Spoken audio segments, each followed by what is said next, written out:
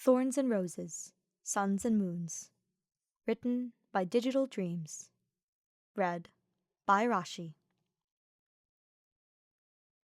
Thanks to you, I am saddled with unnecessary feelings. Isn't that what all emotions were? Unnecessary inconveniences that needed to be stamped out?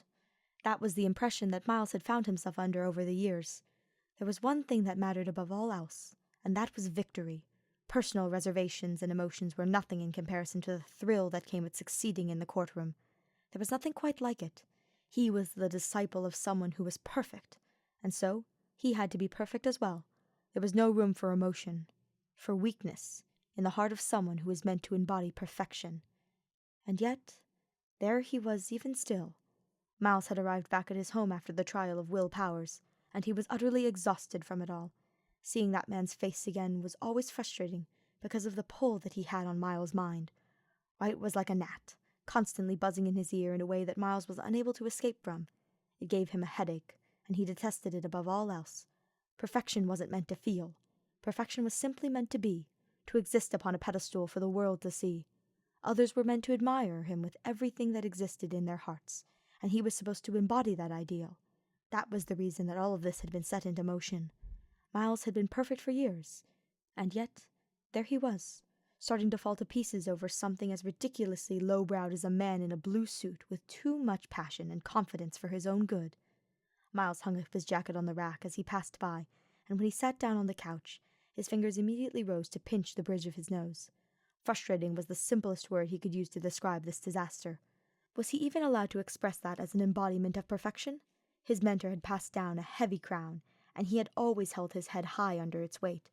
He had no other choice but to do so. Then there was Wright. He was a wrench in Miles' plans, to put it simply. He was as bright as the sun, demanding all eyes shift to him in the name of hope and light themselves. People had faith in him, and even though his circle was small, he seemed comfortable with it. His smile was filled with such a glow that no other could even hope to match it. In a humiliating way that Miles didn't know how to describe, he felt that if Wright was the sun, he was the moon. Him working his way into the field of prosecution had only happened thanks to the light of another being shone upon his path. Manfred von Karma was the reason that he had gotten anywhere at all, and Miles was fully aware of such. His mentor seemed to remind him of it at every turn imaginable. Wright was the sun, and Miles hated it. Did he? Of course he did. He had to.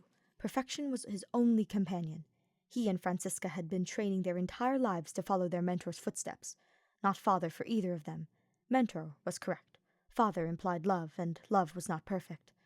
Why was it that the perfection that he had been working towards his entire life was falling apart because of a man that he barely gave the right to know him? It didn't feel right.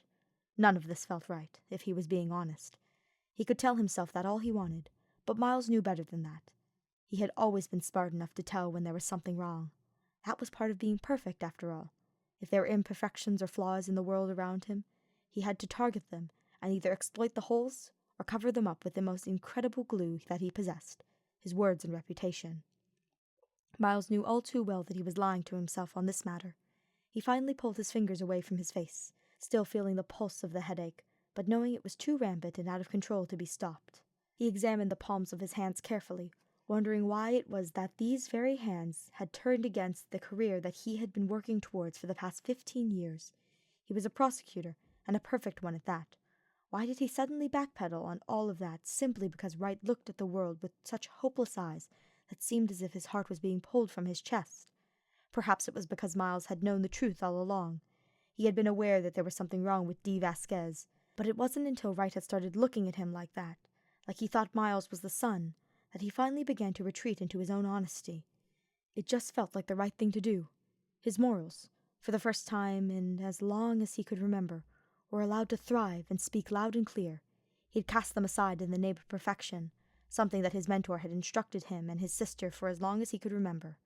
He was perfect, and sometimes that meant lying. The perfect lie would never be detected.